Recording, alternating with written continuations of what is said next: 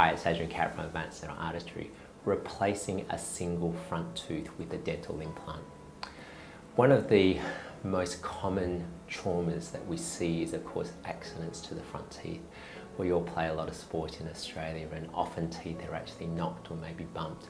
And once the permanent teeth come through at the age of 5 or 6, if there is any damage to the front teeth, this is something that's actually going to affect the patient for the rest of their life. If it's a simple break, it's very easy because if the tooth's just broken, it can be repaired either with composite or porcelain.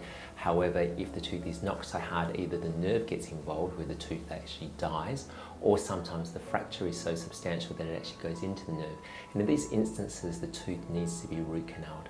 The main issue with root canal treated teeth is that they are dead teeth and they tend to be more brittle. There's also no nerve in the tooth, so there's no sensation in the tooth. So given that there's no sensation and there's no nerve in the tooth and it is slightly brittle, the real problem is that we do see root fractures. So this is the case of Carly. She's actually come to see us. She's actually a dental assistant, so she's of course very particular about her teeth. It's a very challenging case because she is gummy. When she smiles, you see how much gum she shows, and part of the treatment, of course, is how do we not only replace the teeth, but how do we keep that beautiful gum architecture so the tooth will always look natural.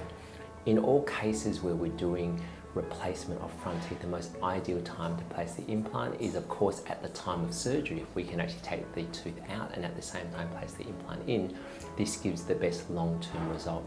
The other thing too is if we can place the final abutment on top of the implant at time of surgery, this also helps with the gum and the soft tissue and the appearance of the gum long term.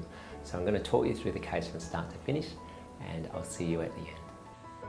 Okay, so this is Carly on her first visit, and you can see a very lovely girl here. She's actually really gummy, of course. You can see that she's showing a lot of gum, and this is a beautiful smile, just a really natural smile.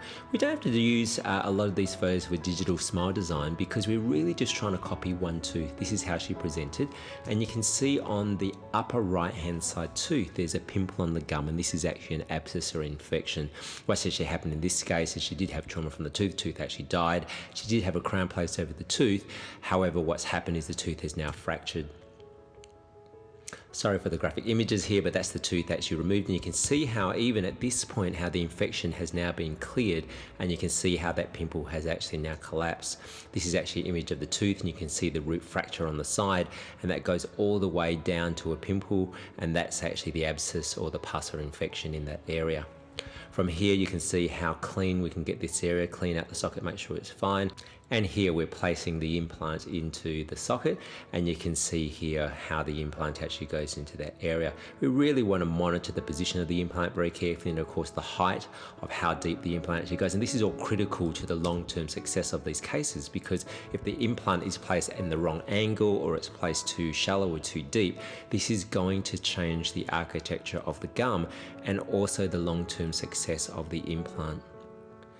From here, we actually build up an immediate temporary tooth, and this is critical. I mention this a lot, how when you remove a front tooth, the most important thing is to replace or to place the implant straight away, but to actually place an immediate tooth over the top in order to keep the soft tissue architecture exactly the same. You can see in this photo the bleeding from the gums because the temporary tooth just went in. Of course, you can see the reddening of the gums also. We then catch up with Carl, and you can see how well this actually heals after a couple of weeks.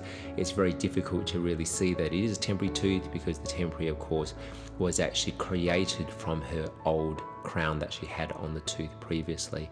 And we monitor this very carefully, of course. There's usually around a 3 to 6 month period while this is healing. The most important thing is to keep the tooth totally out of bite. It's only a temporary tooth. It's there only for cosmetics. It's not for chewing on. So the most important thing is keeping it out of the bite. And in this case, you can see it's slightly shorter than the left-hand side tooth, or her left-hand side tooth. The tooth also looks slightly grey because we have a titanium cylinder inside the tooth, and this gives a slight grey tinge to the tooth. And this is actually after 4 months worth of healing.